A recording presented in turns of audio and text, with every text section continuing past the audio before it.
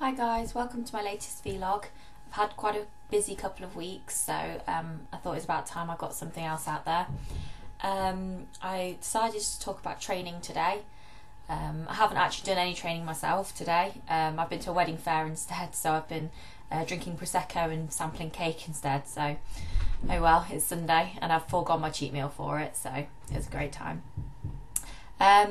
So training, lots of things to think about. For me, obviously it's off season, so I'm going hard and heavy.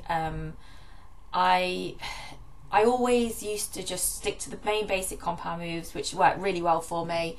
Sets of 8 to 12, you know, lunges for your legs, squats, bench press, you know, all the really sort of basic hard heavy movements that, you know, you can go really heavy with. And that always worked really well. I think I built up a really good base doing that.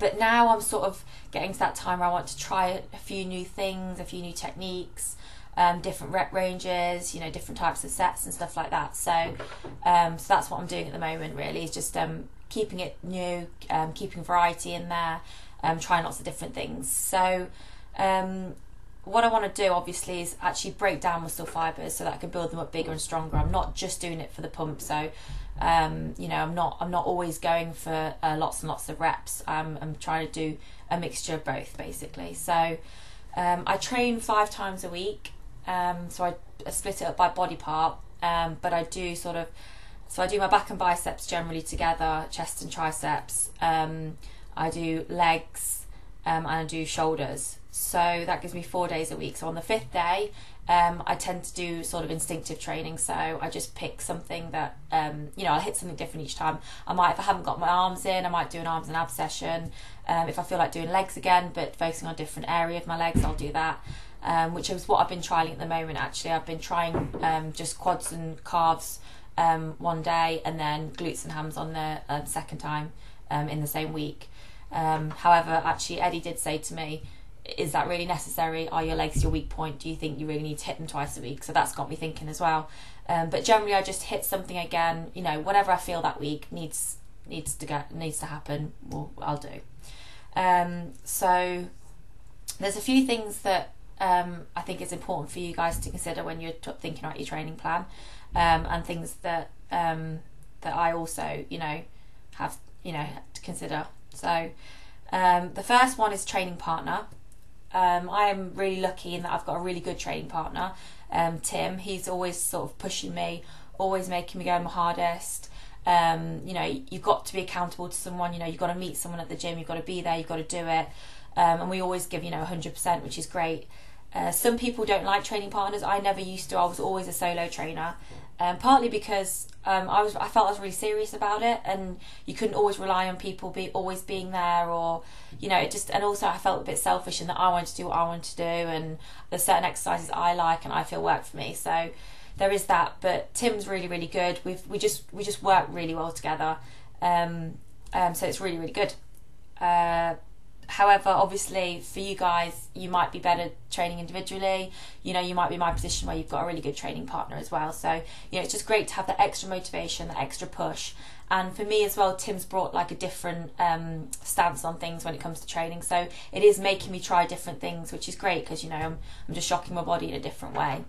There's also time of day. So when I train, I like to train early. I say early, about 9 o'clock in the morning.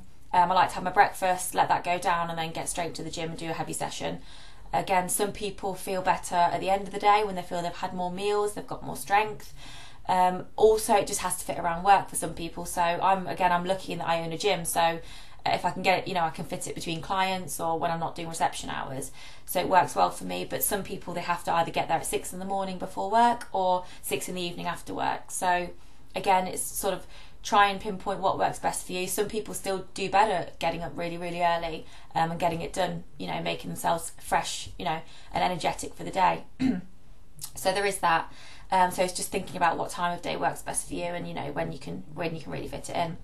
Another thing is nutrition. Obviously, I'm quite OCD about my nutrition, so I'll do everything I can to try and ensure that I'm managing to build muscle. So I'm making sure I'm getting my carbs in, making sure I'm getting enough protein, things like that. So again, Something to think about. Are you doing, there's no point going to the gym and working, giving it 100% and then neglecting your nutrition. So it's something to think about, is to make sure, you're breaking down these muscle fibres in the gym, but then ultimately your nutrition is what makes you build the muscle fibres up bigger and stronger.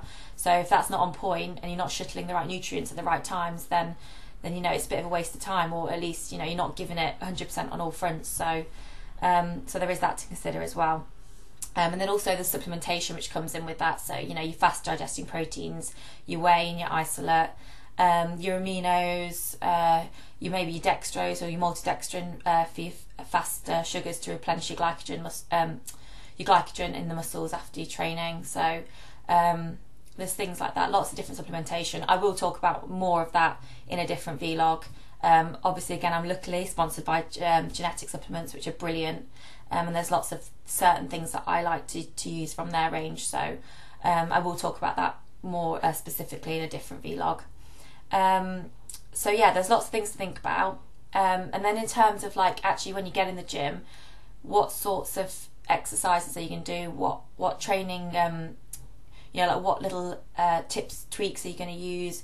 Are you going to stick with a certain number of reps every time? Are you going to change it up? There's things we sometimes do sort of the heavy, harder exercises at the start. So say we're doing chest, we might start with bench press, or decline bench or an incline bench, or some dumbbell work, something where we can go really, really heavy.